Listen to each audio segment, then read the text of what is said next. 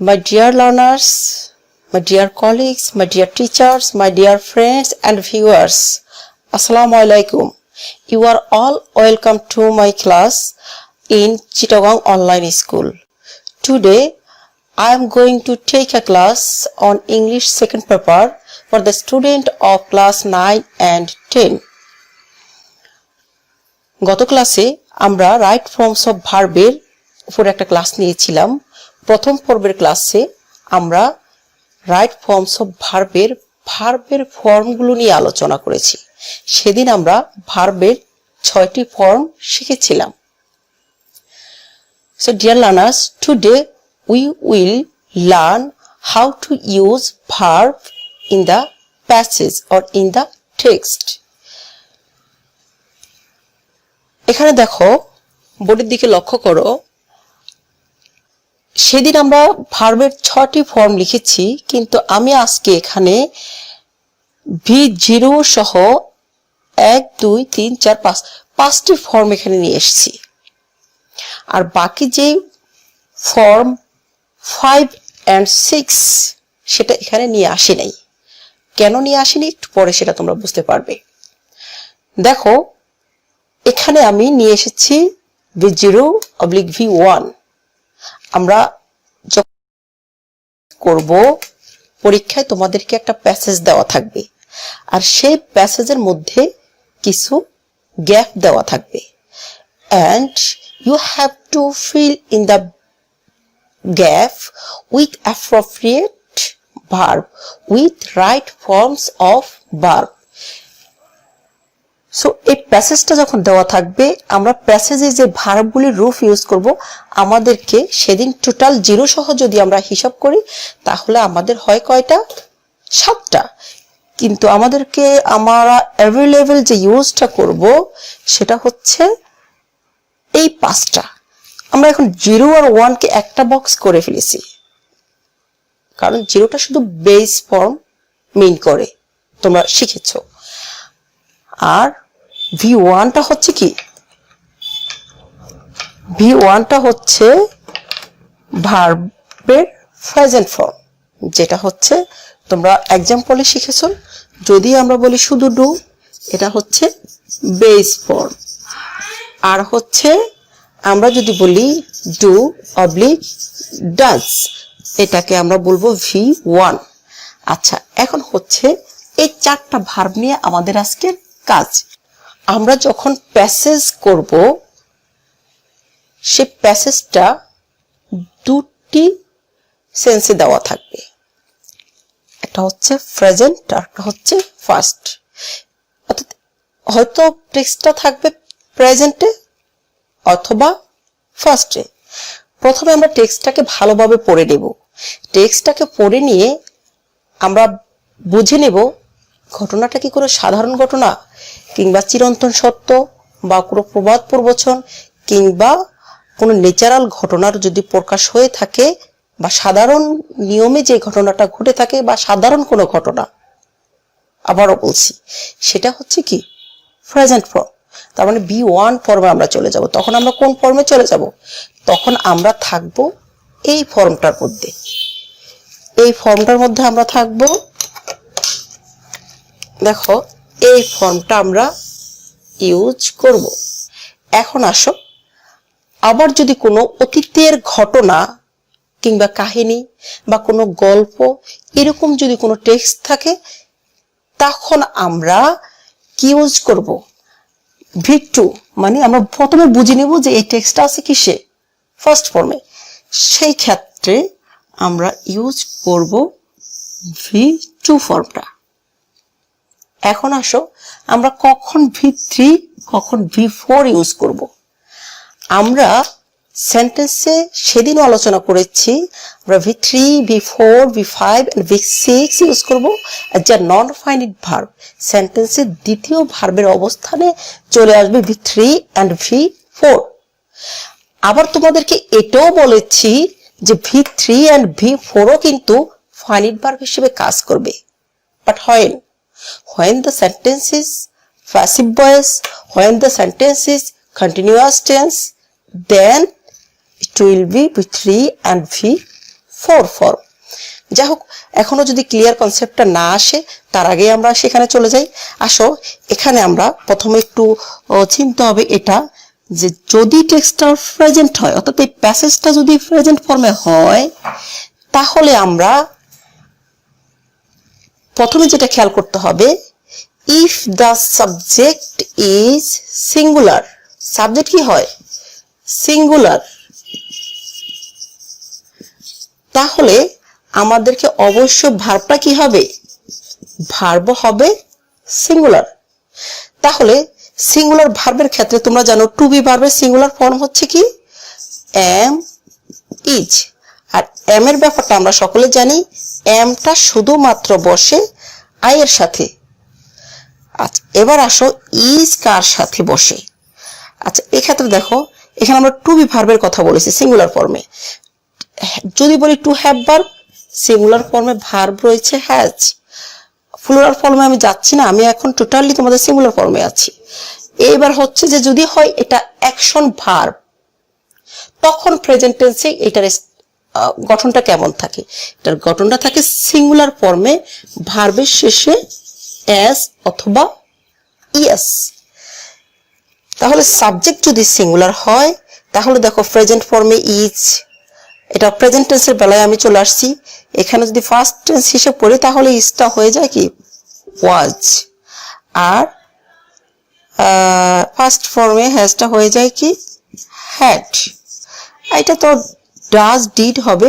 এটা নিয়ে আমাদের কাজটা হচ্ছে, এই অংশটুকুর কাজটা হচ্ছে মেইনলি হচ্ছে কোথায়, এটা নিয়ে আমাদের কাজ হবে এই V2 এর সাথে।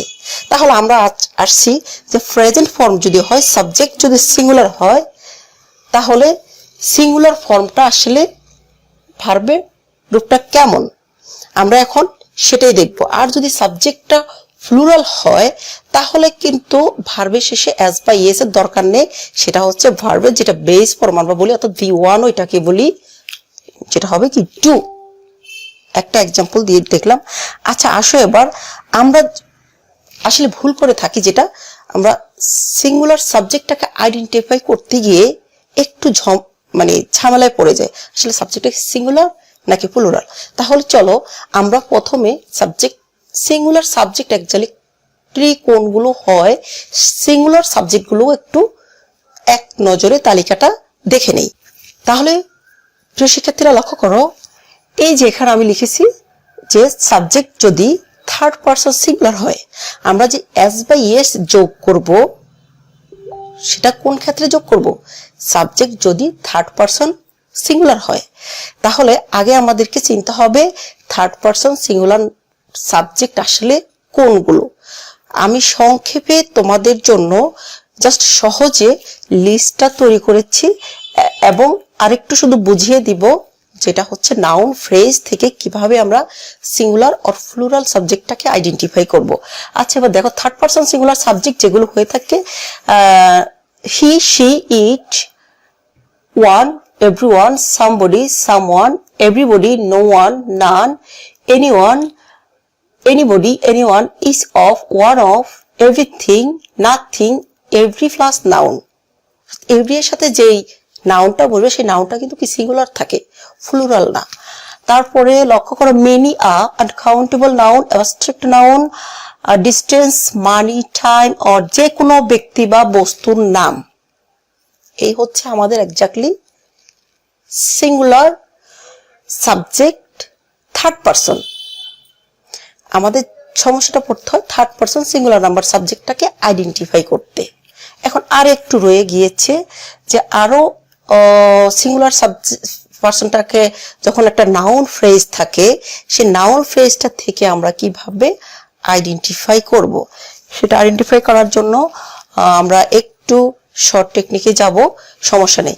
এখন এই যে এখানে লক্ষ্য করো, যদি সিঙ্গুলারে যদি সাবজেক্টটা হয় সিঙ্গুলার, প্রেজেন্ট টেন্সে কি বসে to be verb is, past টেন্সে সিঙ্গুলার সাবজেক্টের সাথে বসে কি ওয়াজ, এবং যেমন যদি হ্যাভ হ্যাজ ইউজ করি সিঙ্গুলার সাবজেক্টের সাথে বসে কি has.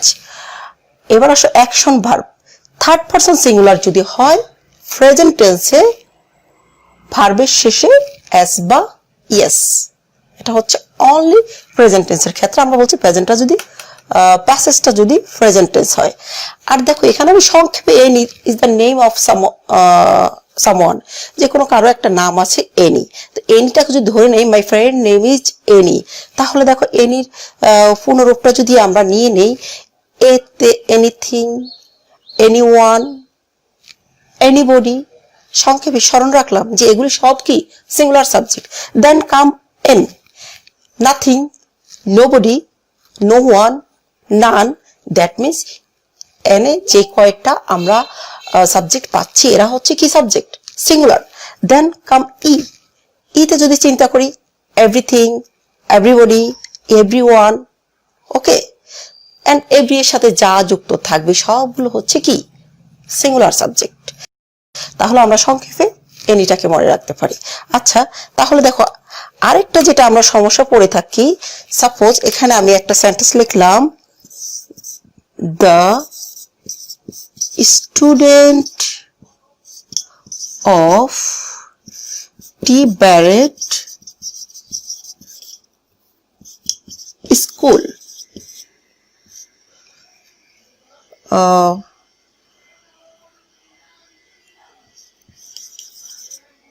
made a good result.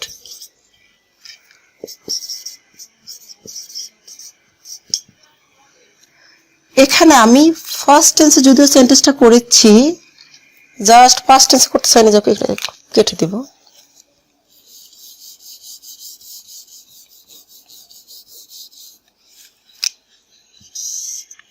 দেখো আমি এখানে লিখেছি the student of T Barrett school dash a good result. এখন আমি এটাকে বোঝাতে চাচ্ছি প্রেজেন্ট ফর্মে, জাস্ট ঘটনাটা প্রেজেন্ট।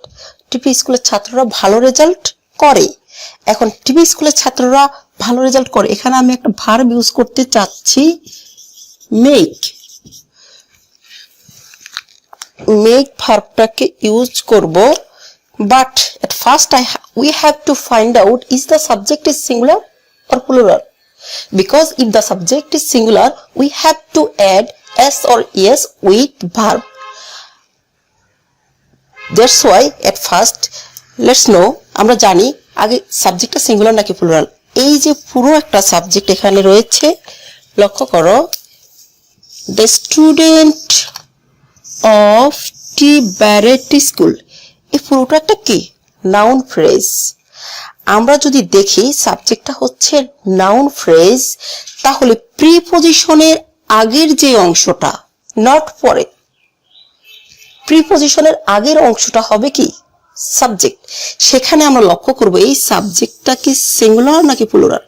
এখন আছে স্টুডেন্ট, তাহলে এটা হচ্ছে কি সিঙ্গুলার। আর যদি এটা থাকতো স্টুডেন্টস, তাহলে আমরা এটাকে বলতাম কি প্লুরাল। তাহলে সাবজেক্ট যদি সিঙ্গুলার হয় এখানে আমরা ভার্বের শেষে কি যোগ করব এস, এটা হয়ে যাবে কি makes. The student of T Barrett School makes a good result. আর যদি হতো দ্য স্টুডেন্টস, তাহলে আমরা এখানে বলতাম make a good result. Okay my dear learners, so আমরা গত পর্বে শিখেছি এই প্রত্যেকটা ফর্মের ইউজ। এখন আমরা এক্সাম্পল দিয়ে শিখব। দেখো V2 বলেছে কি যদি ঘটনাটা হয় ফার্স্ট টেন্স, আমরা টেক্সটটা পড়ে বুঝবো এটা কি present or first, then we will use verb. এবং এবার দেখবো আমরা এই যে ফর্মগুলো শিখেছি সেটার ব্যবহারটা। এখানে তোমরা লক্ষ্য করো প্রিয় শিক্ষার্থীরা, পরীক্ষায় তোমাদের ঠিক এভাবে দেওয়া থাকবে complete the following text with right forms of verb given in the below. এই টেক্সটটাকে কমপ্লিট করো।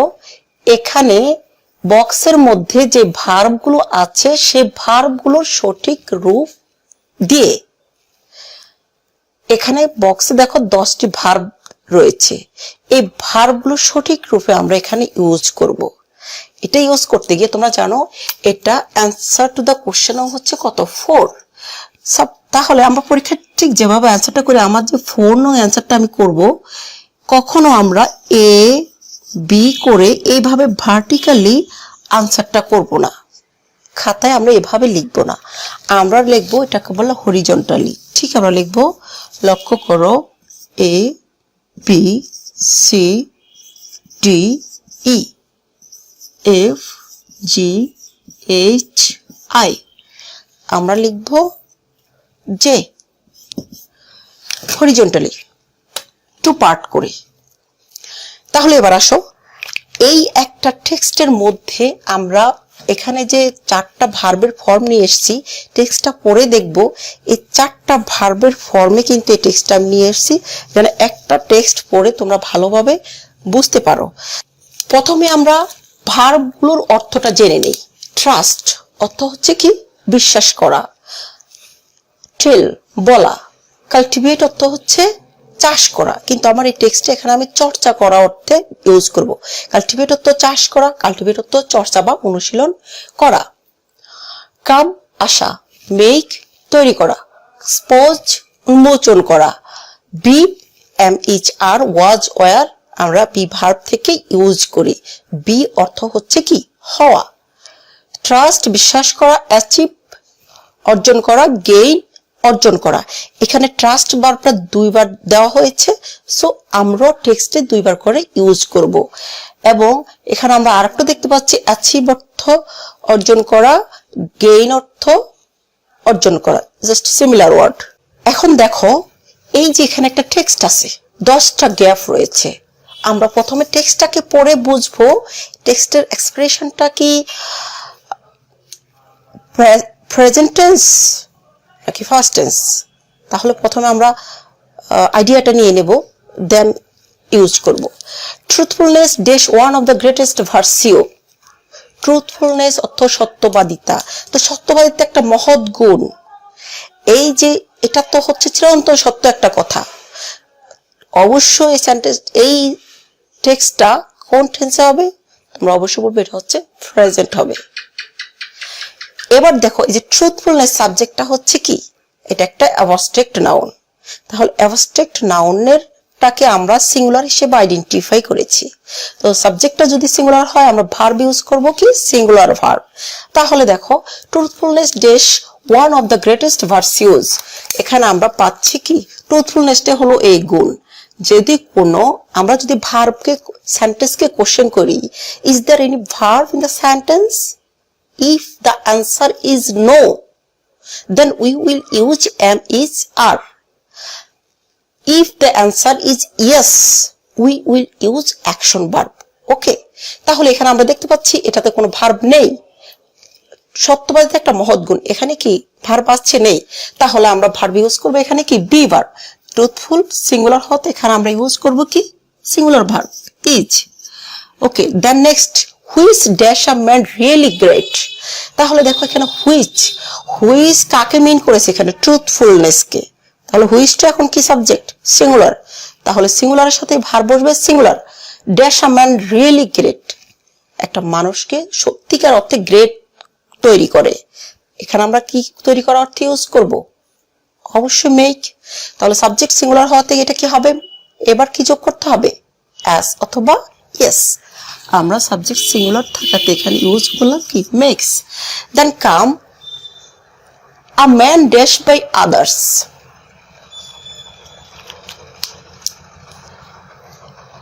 If he dash the habit of speaking the truth.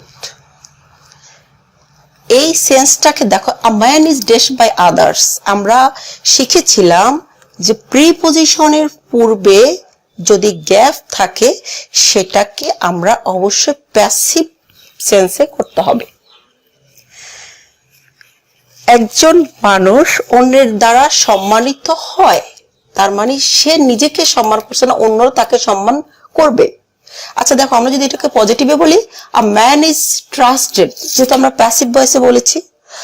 আর হচ্ছে কি, এটা প্রেজেন্ট টেন্স, যার জন্য ওয়াজ না হয়ে হলো কি, ইজ রেসপেক্টেড বাই আদার্স। এটা যদি পজিটিভ সেন্সে নেই, তাহলে হয় কি, ইজ রেসপেক্টেড। তাহলে আমার এই সেন্সটা হবে কি, পজিটিভে। If he dash the habit of speaking the truth, যদি সে সত্য বলার চর্চা করে। তাহলে এখানে অর্থটা কি দ্বারা, চর্চা করা অর্থে, সত্য বলার চর্চা। এখানে আমরা ভার্ব ইউজ করবো কি, কাল্টিভেট। তাহলে দেখো এখানে আমরা প্রথম ইউজ করেছিলাম বি, এবার ইউজ করেছি মেক, এবার ইউজ করবো কি কাল্টিভেট। এবার দেখেছি কি হি সাবজেক্টটা হচ্ছে কি সিঙ্গুলার, তাহলে সিঙ্গুলার সাবজেক্টের সাথে কি কাল্টিভেট দিব নাকি কাল্টিভেটস দিব? অফকোর্স ইউ উইল সে কাল্টিভেটস, তাহলে আমরা এখানে দিব কি কাল্টিভেটস। আর যদি সেন্টেন্সটাকে নেগেটিভ সেন্সে কথা বলি, a man is not trusted by others, একটা লোক অন্যের দ্বারা বিশ্বস্ত হয় না, if he doesn't cultivate the habit of speaking the truth, যদি সে সত্য কথা বলার চর্চা না করে। তাহলে যদি আমরা এখন কি ইউজ করবো এখানে ট্রাস্ট, সরি আমি মনে হয় এর আগে রেসপেক্টেড বলেছিলাম, যাই হোক এটা ট্রাস্ট ভার্ব যেহেতু বক্সে আছে আমরা ট্রাস্ট ভার্বটা ইউজ করব। তাহলে a man is not respected by others, আমি যদি বলি is not respected sorry trusted, একটা লোক বিশ্বস্ত হয় না অন্যের দ্বারা, if he dash the habit of speaking the truth, তাহলে এখানেও আমার সেন্সটা আসতে হবে কি নেগেটিভে। আর যদি এটা পজিটিভ হতো এখানেও পজিটিভ, তাহলে ইফ হি ডাজন্ট, তাহলে আমরা এখানে পেলাম a man is not trusted by others, বিশ্বস্ত হয় না, if he doesn't cultivate the habit of speaking the truth. Then a man who dash by anybody cannot dash any position. এবার বলছে যে লোকটা কারো দ্বারা বিশ্বস্তই হয় না সে কোনো পজিশনও অর্জন করতে পারে না। তাহলে আমরা এখানে কিন্তু a man who dash by anybody, আবারও আমরা এখানে দেখতে পেলাম কি বাই, তাহলে বাই প্রিপজিশনের আগে আমাকে সেন্টেন্সটা অবশ্যই প্যাসিভে করতে হবে। তো প্যাসিভে করতে হলে am is are was are use করে V3, তাহলে এটা প্রেজেন্ট সেন্সে থাকার কারণে আমরা ইউজ করব কি, আমরা ইউজ করব এখানে ইজ, সাবজেক্ট যেহেতু সিঙ্গুলার, ইজ বাই এনিবডি, সেন্সটা পরবর্তী নেগেটিভ থাকাতে এখানেও আমাকে করতে হবে কি negative. A man who is not respected, he is not by anybody cannot dash any position, আর যে লোকটা বিশ্বস্ত হয় না সে কোনো কিছু অ্যাচিভও করতে পারে না, গেইন অর অ্যাচিভ, তাছাড়া এখানে আমি অ্যাচিভ ইউজ করেছি, cannot achieve any position. A man dash his ends once or twice dash lies, এরপরে বলছি কি ওই লোকটার কথা, a man একটা ওই লোক না, একটা লোক তার এই সফলতাটা একবার অথবা দুবার অর্জন করতে পারে। পারা অর্থে এখানে আমরা অর্থটাকে স্পষ্ট বোঝানোর জন্য, সেন্সটাকে স্পষ্ট বোঝানোর জন্য মডেল অক্সিলারিও ইউজ করতে হবে। তাহলে আমরা এখানে যেহেতু বলছি সে অর্জন করতে পারে, তাহলে এবার দিব কি can gain, can gain once or twice dash lies. এবার আসো এইচ নাম্বারে বলছে ড্যাশ লাইস, একটা সেন্টেন্সে ফাইনিট ভার্বের পর যদি দ্বিতীয় ভার্ব ইউজ করতে হয় তাহলে আমরা সেই ভার্বটার রূপ চেঞ্জ করে সেটা V3 হতে পারে, V4 হতে পারে। তো V4 এর ক্ষেত্রে আমরা বলেছি যে প্রেজেন্ট পার্টিসিপল এবং জিরান্ড নিয়ে আলোচনা করেছি। দেখো এখন দেখো নাউনের পূর্বে একটা আমাদের অ্যাডজেক্টিভের দরকার, তাহলে present participle works as an adjective, that's why এখন আমরা দ্বিতীয় ভার্বের শেষে কি যোগ করব, আইএনজি যোগ করব। এখানে হবে কি টেলিং, টেলিং। তাহলে এবার দেখো বাট নো পার্মানেন্ট গেইন, এই যে নো যুক্ত আছে তার মানে সাবজেক্টটা হচ্ছে কি singular, no permanent gain dash out of success, subject singular হতে এবার ভার্ব হবে কি সিঙ্গুলার, মানে ভার্ব শেষে এস বাই এস, তাহলে আউট, এই আউটের সাথে একটা ভার্ব বসে সেটা হচ্ছে কি কাম, তাহলে আমরা দেব কাম আউট অফ সাকসেস, কিন্তু স্থায়ী কোনো সফলতা তার জীবনে আসে না, তাহলে আমরা এবার দেব কি কাম, এখানে আমরা টেল ইউজ করেছি, গেইন ইউজ করেছি। আচ্ছা তাহলে এখানে হচ্ছে কামস। এবার দেখো আমরা শেষ পর্যায়ে চলে এসেছি, আই হয়ে গিয়েছে, it must come to light sooner or later, এটা অবশ্যই দিনের আলোর মতো বেরিয়ে আসবে, এখন নয়তো পর, আজ নয়তো কাল। Then the real character of the liar, তখন একজন মিথ্যাবাদীর আসল কি চরিত্রটি গেটস ড্যাশ, এই যে এখানে গেটস ভার্বটা রয়েছে, you know after get verb, get ভার্বের পরে গেট, গট, গটেন, গেটিং, এটার পরে যদি আমরা কোনো ভার্ব ইউজ করতে হয় ভার্বের কোন ফর্ম হবে, কোন রূপ হবে বলতো V3। V3, তাহলে আমাদের একটা ভার্ব বাকি রয়ে গেছে কি এক্সপোজ, এটা হবে কি এক্সপোজড, এক্সপোজড। তাহলে এটা কি উন্মোচিত হবে, and nobody trust him anymore, তাকে কেউ আর বিশ্বাস করবে না। এই যে দেখো যখন গেটের পরে যখন আমরা ভার্বের ফার্স্ট পার্টিসিপল ফর্মটা করি, এক্স্যাক্টলি এটা প্যাসিভ সেন্সটা প্রকাশ করে গেট ভার্বটা দিয়ে। যেখানে বলছে then the real character of the liar get exposed, মিথ্যাবাদীর আসল চরিত্রটা উন্মোচন হবে, তার মানে কি কেউ না কেউ উন্মোচন করে দিবে। এক্স্যাক্টলি সেন্টেন্সটা তখন কি হয়ে যায়, প্যাসিভ হয়ে যায়।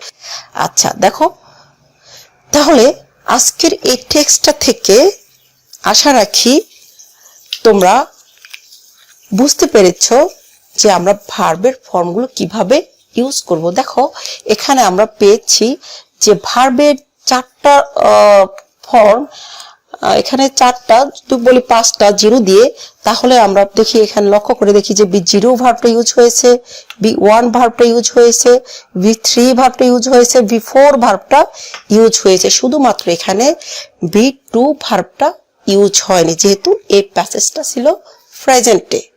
আর যদি ফার্স্ট হতো হয়তো এই প্যাসেজটা তখন আমরা ফার্স্ট সেন্সে করতাম। প্রিয় শিক্ষার্থীরা, আজকের ক্লাস আমি এখানে শেষ করতে যাচ্ছি।